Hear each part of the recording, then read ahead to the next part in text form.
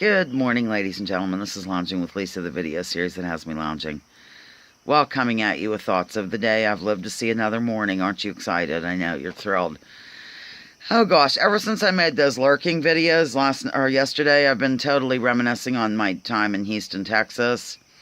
And I thought of another story that I will start the morning, with which I will start the morning. I might have to spring into action because there's a possibility I have to design a quarter-page ad for the paper quickly and get it in. So I won't keep you forever, but I thought the story was kind of cute. All right.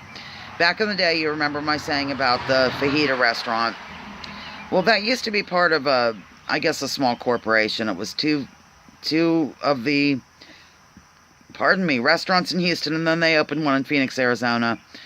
And the way they did it was, they had people from the Houston store, I think both of the stores, I think one was on Greens Road and one was on Bissonnette, and I worked on Bissonnette. Okay. They went out to Phoenix and trained the new crew, like cooks, everyone. That was kind of a good idea. Okay, that's beside the point, I think. So, they sold. The people that owned the fajitas decided to sell, and that's when it became Celebrations. God. And a guy named Randy bought it, and he had a couple of partners, and la-di-da-da-da. So they came in, and they just sort of got a feel for the place. And we didn't know they were fixing to be the new owners, but they were. And suddenly they were in charge, and, whatever. It was nice. They were pretty good owners, I thought. So we were going to have our first employee meeting. We didn't really, I don't think, have those with the other owners. I don't remember.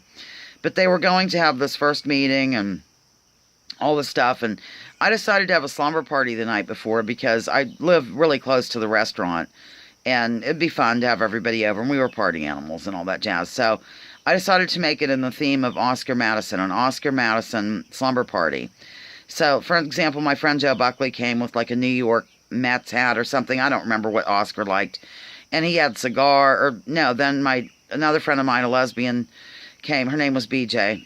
She arrived with a bunch of cigars, and we had, pajamas on, Oscar Madison things. If people are too young to remember, it was The Odd Couple, and the Oscar Madison character was kind of messy, and Felix Unger was super neat, and they had to be roommates due to divorce. This was in the 70s is when the show aired. Okay. So, oh my God, we got totally bombed, totally wasted. And once again, that Joe Buckley, I swear to you, he was such a sex magnet, but he evidently had a small gathering. I'm just going to try to be as PG as I can about this. In my bedroom. And it was, I'm not going to name everybody's name, but one of the women who took part in this was a lesbian. And, she wasn't really into Joe, but she was that night. And another friend of mine. Vehicles. So they all had total fun in there. But evidently at one point the lesbian felt a lot of guilt, and she went over to the window of my bedroom. Mind you, we're all like passed out in the living room and stuff. We had no clue what was unfolding in there.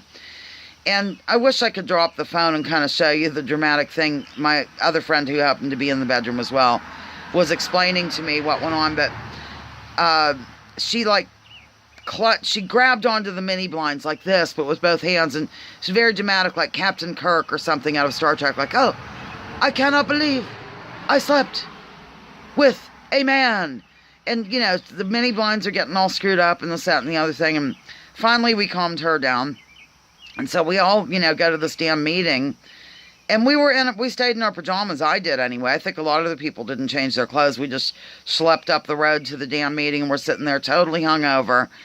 And they name the first employee of the month, ladies and gentlemen. Guess who it was? Yes, Lounging with Lisa Hauserman. So I'm getting up in front of all these employees.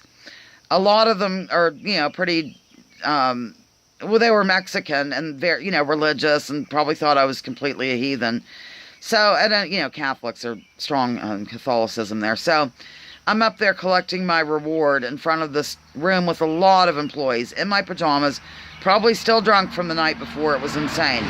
So life went on. And when I moved out of that apartment finally, and this is when Joe Buckley and I became official roommates, we moved closer close to the Loop in Houston. And I had put a security deposit down on that apartment. Guess what? I had to pay for mini blind damage, ladies and gentlemen. Yes, thank you, drive-through. So that's just a little goofy story to get your morning going of the, I guess, orgy that unfolded in my bedroom, resulting in my paying for mini blind damage. Okay, let's see, what else? Once again, Perpetual just zoomed out of bed, leaped in the van, and hit the road. I think he's trying to distance himself psychologically from the love of Todd. That is not going to happen. I'm sure it's just a phase he's going through. That Perpetual, he can be very deep and confusing and a little hard to unpack from time to time. What else? Who else? Why else? Today I start, my reign of terror over at Mike Rivero. I don't think I'm going to be as strict as Kat, quite frankly. And I am going to try to telephone into the show, and here's why. And Jordan, this should make you feel better, I think. There are times when Mike sounds a little crazy in terms of what he's saying, like illegals voted for Hillary like millions, and maybe some did. I don't really know. What I try to do is things that sound ridiculous, I try to investigate them. I've not really found anything like that, but now, I might have different sources. I might not have been looking at it as wholeheartedly. One thing I do know for sure is the Interstate Crosscheck program that purges voters off the voting lists based on their last name, first and last name. They don't even go by middle initial, middle name, social security number, any of that. They just claim, you have the same name as Jose Rivero in Pennsylvania, and we've got one in California. They must be the same person. Out they go. They can't vote. Kat, my friend Kat, the moderator at Mike Rivero, he's purged off the voting rolls in Hawaii. So I do want to bring that to the attention of the listener today, ladies and gentlemen, since every week on my column now I sign off with that. Speaking of which, Monday's column is about, it's about scare tactics used by the mainstream media as related to the North Korean situation and how people are quick to forget. For some reason, I still am absolutely floored of how quickly they forget how we were led blindly into this war over in Iraq, by these same news organizations that are now fear-mongering about North Korea.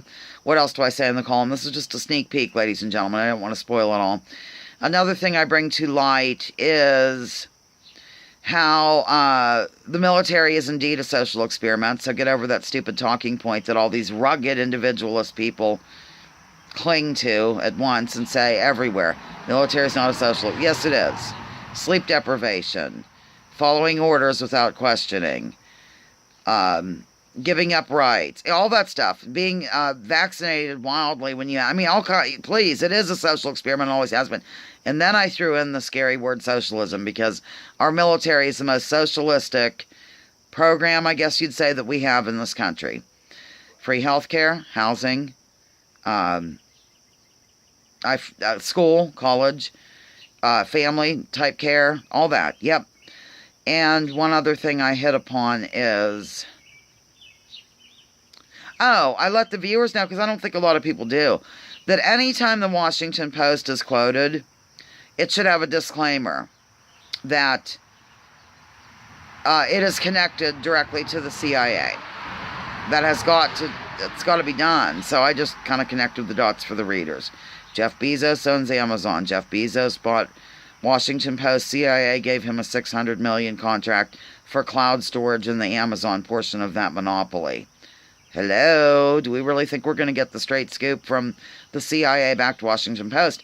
That is, unless you're madly in love with the CIA and you think they are our only savior, which I really couldn't believe it, but I heard a so-called lefty saying this recently, that they are our only hope because they're going to bust Donald Trump with his connection to Russia. Uh-oh. It's Todd and Mars. Why do they do this song and dance? Sometimes they're hissing and yelling at each other. Okay, that is all, ladies and gentlemen. I'm approaching 10 minutes, and that rarely happens. I have to check my email. I might have to design. Lounging with Lisa, the video series that has me lounging while coming at you with thoughts of the day, memories of the past, bizarre mini-blind damage done by lesbians, and just anything else that one can conjure. Please join together with me. Drop your political identity in order to focus on issues.